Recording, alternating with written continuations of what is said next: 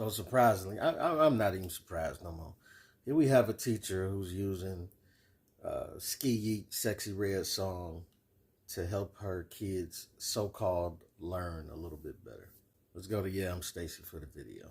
When you see me, say you gotta say what's up. Hey, wanna be on my roster, but it's so good. Hey, we be here for learning and we turn it up. Hey, work up to your desk, hold it up. Hey, when I have a miss, hey, that be turned up. Hey, read it every day to get that scores up. Hey, on the way to success, it ain't no luck. Hey, coming tight, so it's up, then it's up. Hey. Now she's getting some mixed reactions. Let's get to it. So homie right here says, listen, I get it, but this is genius on her part to flip that content into something that gets these kids excited about learning. Gotta meet people where they are.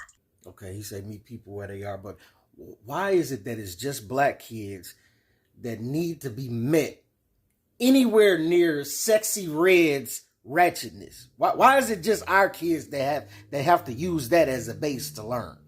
But whatever. Like, what's going on in our homes that these kids even know this song? And then furthermore, why would a teacher at school feel the need to double down on it and push it to them even more? I know y'all gonna say, oh, they ain't no lyrics. They just turning up to learn. To learn what? They're not singing about nothing.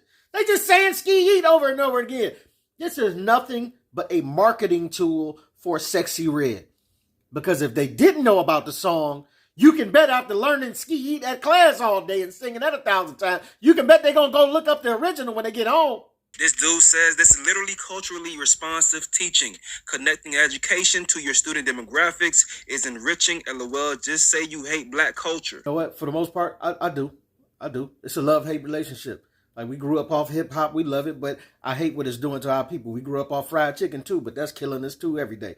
What I'm saying is, hip-hop, as far as what people call the culture, all the ratchetness and all the shooting people in the face, it is killing us every day that we invite it into our psyche. And not only is it killing us, but we feed it to our kids on a daily basis like it's chicken nuggets. When I said black culture promotes degeneracy, that's something that everybody knows. Like, you listen to any rap music, like Durk. I listen to Lil Durk all the time. He's rapping about murder all the time. Like, literally all the time. And he's Muslim, and I hope, alhamdulillah, he becomes a better Muslim. But he's rapping about murder constantly. That he knows that will sell more music. He knows that rap beef and, like, I'm going to kill you, you're going to kill me. Bro, you're 29 with kids. Still talking about, like, killing other people, and you're going to risk your life over music? Like, everything that hip-hop promotes, besides Ye and besides a few, like, you know, Christian rap or stuff like that, it's all just drugs, murder. And we all know that. When they talk about we need to protect black culture, this is the number one. This is how you prove that black culture in America promotes degeneracy. Because when a black person becomes more affluent, when they put on a suit, when they get a good job, when they speak correctly, you're speaking white. Yo, why are you talking like a white boy? I'm just speaking English properly. When they talk about keeping black culture black in those affluent areas, like as a lawyer, as a doctor, they mean they want a doctor who's also sagging. They want a doctor who's still banging and throwing up signs. I mean, I agree that there's a lot of stuff within hip-hop culture that is kind of negative, for sure. All of it. All of it. Like, you really put me on the spot here to, like, think about it objectively. What do they promote that's positive? Besides, like, in some of their interviews, you listen to, like, Polo G, for example. He'll go in an interview, I'm like, yeah, man, I like what you're talking about. Like, you're uplifting people. But you listen to the music, and I'm like, oh, this is all murder. I think that probably a lot of people who consider themselves Muslims just kind of, that's a little bit extreme to them. That's the correct one. I just spent a couple days in San Diego giving dawah, which means, like, talking to people about Islam. And, like, when we leave the park or when we go from the mosque back and forth in prayer, like, there's just no music. You just listen to that. And you realize how much better that is for your mental, because it does switch your brain off. Like, when you get in that routine, you get in your car and you're playing, yeah, GD, gang, bang, bang. You're just, like, nodding your head. And then you get into that state. You become, like, what you're around. You know, you're some of the 5 people that you're around the most, right? If you listen to music about murder, then your brain is starting to program to become used to this stuff. And then you're like, yeah, murder's cool. Gang, bang. And then you're like, you get a gun.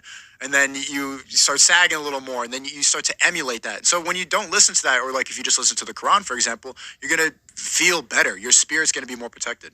And so whatever religious standpoint you're coming from, I'm sure you can understand that. I'm coming from a Christian standpoint. He coming from a Muslim, but we both agree on this subject. It's just your spirit is going to be more protected the less you let this type of stuff into your psyche. And then now you have to think about it. Now we're inviting this in on the little kid's spirit, who already is not fortified enough to fight these type of like evil spirits off. Like they can't decipher all this stuff and what don't need to be into their psyche and what does. They soaking it all up and we feeding it to them like it's nothing wrong with it. Homie says this will be his last day at that school, I guess referring to if he had a child there. Listen, I get the kids are sponges and they're going to soak up stuff where they hear it. But if I had a child and they were in this school and at school, my child is being taught this sexy red type of let's jump around mentality. Oh, yeah. Either the teacher is going to have to stop this immediately. Either she going to have to go or my child going to have to come out of there. You know what I'm saying? Either one, but something going to have to give. This guy says, I see why they say we need more black male teachers because, yikes. I agree. We do need more black male teachers to step up. But you just saw the dudes before this that agree with the comments. So every male ain't going to agree. But for the most part, men will see what's wrong with this type of curriculum. You know what I'm saying? And but we got to work with what we got. You know, women is there to step up to teach. And they've been there overwhelmingly. And we appreciate them for doing that. And they definitely deserve to get paid a lot more than what they're getting paid, because some of the stuff that these teachers, men and women, have to go through is just utterly ridiculous. But we can appreciate you and still correct you when you're going wrong, because this ain't it. This is why they're slow. This just isn't right for kids. I can understand this in high school, but these are children. Motherfuckers can't do 5 times 7, but no sexy red lyrics. And this is why I'm saying this starts at home. Parents, why are your kids this little knowing sexy red lyrics? Like the one comment said, it's more understandable if it's high schoolers. Even then, I'm not happy about it, but you know they gonna know who she is. Not these little kids, man. That's ridiculous. You have to meet children where they are. They are retaining this. I think it's dope that she found a way to teach these kids in a way that they find to be fun. Agreed, I had a science teacher once that used the same method, and I bet you I still remember our songs that we came up with. One of them was about malleability, and it was to the tune of Pretty Ricky's Grind on Me. LMAO, what?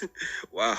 Honestly, that method got me through my high school years. I would bring my notes, textbooks home to find a song to memorize them easier than I just sing through the song in my head while doing tests. It's just how my brain works. This dude responds saying, she's making learning fun. The kids ain't even saying nothing besides the same idiotic chorus.